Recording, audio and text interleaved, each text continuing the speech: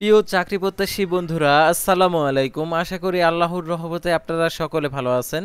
তো কাস্টমসে বিশাল নিয়োগ বিজ্ঞপ্তি প্রকাশিত হয়েছে। সাধারণত অনেক ক্যাটাগরির পদ রয়েছে। তো প্রত্যেকটা পদের আবেদনের ক্ষেত্রে শিক্ষাগত যোগ্যতা, পদের সংখ্যা এবং আবেদনের ক্ষেত্রে শিক্ষাগত যোগ্যতা এবং আবেদনের ক্ষেত্রে আরও যে সকল তথ্যগুলো রয়েছে সম্পূর্ণ কিছু বিস্তারিত আজকের এই ভিডিওটিতে জানতে পারবেন। তো সিপাহি পদেও আর কি লোক নেবে কাস্টমসে। তো দেখতে পাচ্ছেন টোটালে 11 ক্যাটাগরির পদ রয়েছে। তো প্রত্যেকটা পদের আবেদনের ক্ষেত্রে শিক্ষাগত যোগ্যতা, বেতন স্কেল, আবেদনের শুরুর তারিখ, শেষ তারিখ, আবেদন ফি কত টাকা, আবেদন কিভাবে করতে হবে, এভরিথিং সব কিছু আপনাদেরকে আজকের এই ভিডিওটিতে তুলে ধরবো। তাই ভিডিওটি আপনার জন্য অত্যন্ত গুরুত্বপূর্ণ। তো 21শে অক্টোবর 2025 খ্রিস্টাব্দ তারিখে এই নিয়োগ বিজ্ঞপ্তিটা প্রকাশিত হয়েছে। তো ভিডিও শুরুর প্রথমে আপনি যদি অল জব নিউজ বাংলাদেশ এই চ্যানেলে প্রথমবার এই ভিডিওটি দেখে থাকেন তাহলে আমাদের এই চ্যানেলটিকে সাবস্ক্রাইব করে রাখবেন, notification bell button all press করে রাখবেন, এই ভিডিওটিতে একটি লাইক করে দেবেন। আর ডিসক্রিপশন বক্সে আমাদের ফেসবুক পেজের লিঙ্ক দেওয়া রয়েছে, তো এখানে ক্লিক করে দেবেন, আমাদের ফেসবুক পেজে নিয়ে যাবে। জরুরি প্রয়োজনে হোয়াটসঅ্যাপ নাম্বার দেওয়া রয়েছে, আপনারা যোগাযোগ করতে পারবেন। আর আমাদের ফেসবুক পেজ এবং ইউটিউব চ্যানেলে যে সকল আপডেটগুলো জানতে পারবেন, সরকারি, বেসরকারি, এনজিও, ডিফেন্স, শিক্ষক নিয়োগ, sales, marketing, railway job, NGO job, এক কথায় সকল ধরনের নিয়োগ বিজ্ঞপ্তির আপডেট জানতে পারবেন, পাশাপাশি নিয়োগ পরীক্ষার। তো আর কথা না বাড়িয়ে চলে যাচ্ছে মূল সার্কুলার পেজে। যেহেতু আপনারা কাস্টমসের নিয়োগ বিজ্ঞপ্তির আর কি এতে আবেদন করতে আগ্রহী, তো আপনাদেরকে পদগুলো দেখিয়েছি।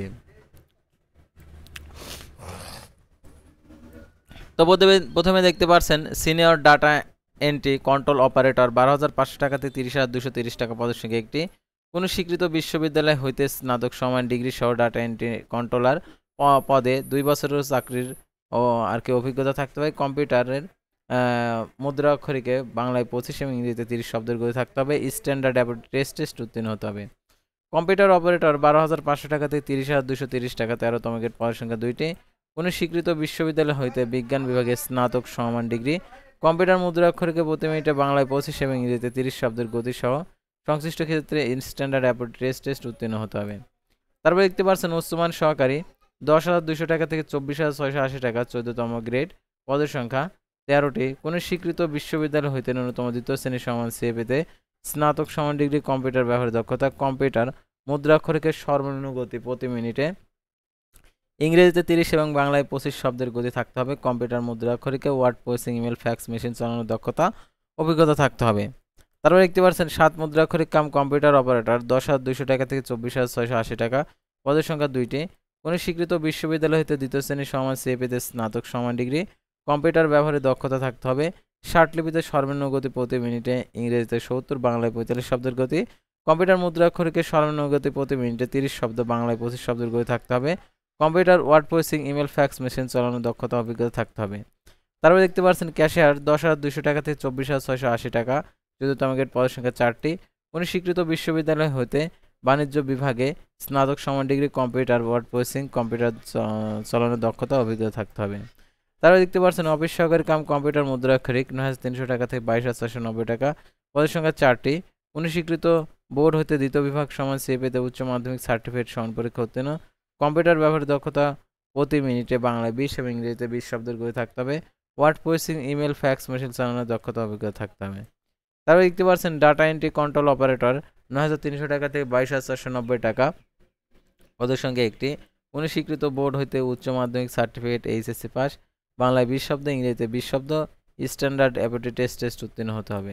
টেলিফোন অপারেটর, 9,300 টাকা থেকে 22,490 টাকা, পদের সঙ্গে একটি, কোনো স্বীকৃত বোর্ড হইতে উচ্চ মাধ্যমিক অর্থাৎ এইচএসসি পাস, সংশ্লিষ্ট কাজে 3 বছরের অভিজ্ঞতা।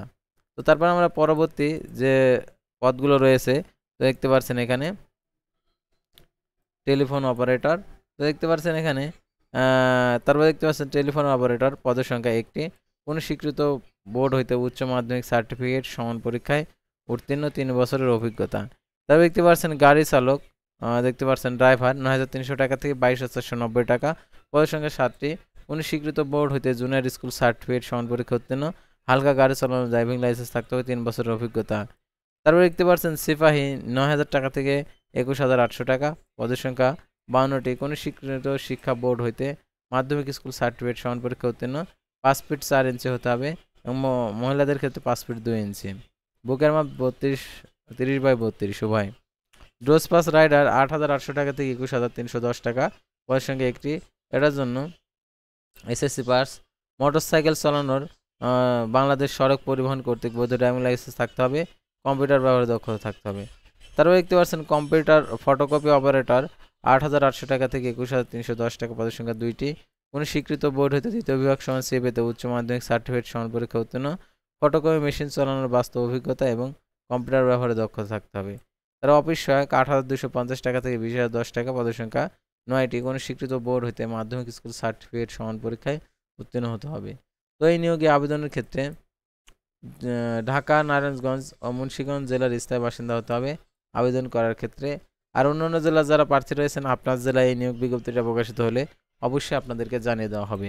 তো দেখতে পাচ্ছেন কাস্টম এক্সাইজ ভ্যাট কমিশনের যে নিয়োগ বিজ্ঞপ্তি, যারা এই নিয়োগে আবেদন করার জন্য যোগ্য প্রার্থী তাদেরকে অবশ্যই এই ভিডিওটি সম্পূর্ণ দেখতে হবে, কারণ এই নিয়োগের পরীক্ষা সংক্রান্ত আবেদন সংক্রান্ত সকল তথ্যগুলো আপনাদেরকে দেখিয়ে দিচ্ছি।